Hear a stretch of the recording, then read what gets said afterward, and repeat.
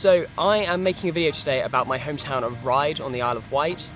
I'm going to tell you a little bit about the town, a little bit about what it's like living here, and I'm going to show you around some of the things you can do here. Why should you visit Ryde on the Isle of Wight? Or why should you visit the Isle of Wight generally? But this video is going to focus on Ryde.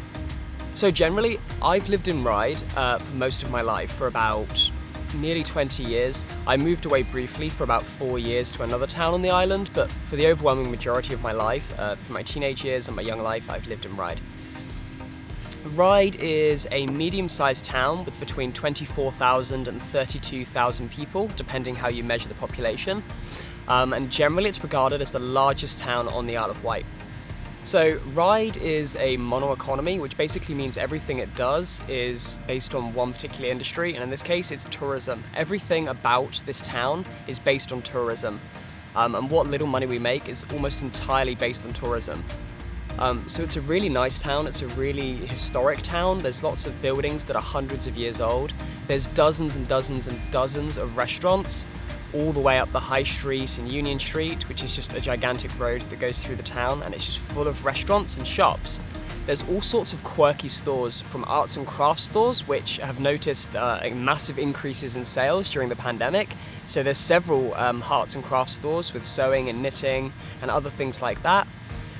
There's a local sweet store which sells sweets and products made from the island, and it's partnered with several of the farmers and other manufacturers on the island. They do things like candy, chocolate, honey, chutneys, and there's things that are made on the island generally, which is really nice. And there really is an absolute plethora of restaurants. There are steakhouses, there's Italian, there's fish and chip shops. I think we have like 5 fish and chip shops on the same street. It's absolutely mad. And the weather here, it's always super warm compared to the mainland. We have palm trees growing and like lined up along the seafront. So it's really hot here compared to the mainland. For comparison, it's usually about 20 degrees on the mainland at the moment, and it's 26 here now, which is actually hotter than the north of France. So it's really crazy hot. Yeah, so I'm going to get moving and I'm going to head along the seafront and let's have a look around.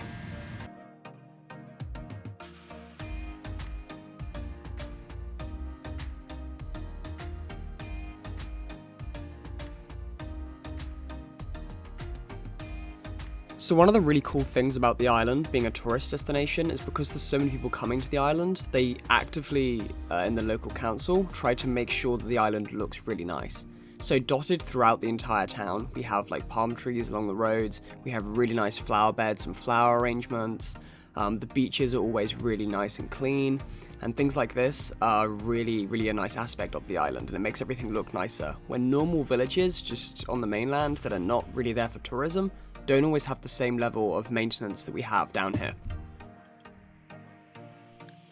So not only have we got loads of really interesting shops, like the arts and crafts stores and the bookstores and the fruit and veg stores and the butchers and all of these local shops rather than big chains, which is really nice. And not only have we got loads of different types of restaurants like Italians, pizza places, and fish and chip shops and all the rest of it. We had an ice rink, but that kind of closed down. There are people that want to revive it, but at the moment I don't know what's going on with that. We have a bowling alley, which is really big, and it's got a really nice bar inside. It's got some pool tables, air hockey, and all sorts of arcade machines. The bowling alley itself is actually pretty big. It has like 20 lanes. And you can get, not during the summer, you can get pretty good bowling value. You can get like £10 per person for like unlimited bowling during the day or the evening. But during the summer, they usually limit you to 3 games, or they'll increase the price, or they'll do other things because it's so popular and there's lots of people. But usually from September onwards, you can get basically unlimited bowling, reasonably cheap, which is pretty good. Recently, they opened up a pool hall as well, like pool and snooker, which is pretty cool. And it looks like there was like, 15, 20 tables in there. That's quite a big place, which is also really cool. I haven't been there yet, but I'm looking forward to going down at some point. I actually got super burned out while I was editing this video after about 6 hours, so I took a break and decided to go into town with my brother, and we went to the pool hall because he's a regular at the pool hall and he has a membership and stuff. So if you go there with somebody who has a membership, you get a discount when you play there, so that's pretty cool. So I've just been down there for an hour or so now. We had a few games, and it was quite funny because when we were kids, I always used to win all the time, and now that we're adults, and now that he lives in pubs and bars all the time, which tend to have pool tables, I basically got wrecked every time, apart from the times when he potted the black, and all in all, still coming out 3-2 was pretty funny. But yeah, it's a pretty cool pool hall. I really like the decor. I like how they've got chess and checkers pieces along the roof. The tables are really, really good quality. The bar is really nice. And the girl that worked there was really nice as well. So yeah, it's a really nice pool hall.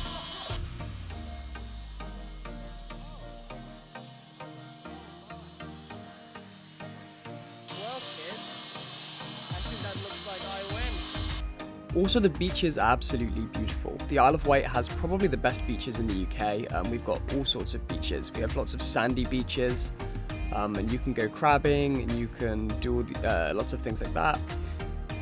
And when it's really warm during the summer, you can go swimming in the ocean, and it's actually pretty warm. There's also lots of stores along the seafront that sell things like, buckets and spades and rafts and things. So you can go out on your little dinghy blow-up boats and just float around and stuff like that. And they sell things like, just, general beach things. And there's loads of ice cream stores as well, which is really nice.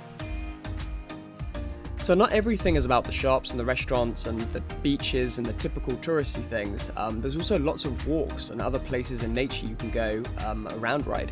So there's lots of parks, really, really, really big, expansive parks with like lots of grass and trees and greenery and stuff like that.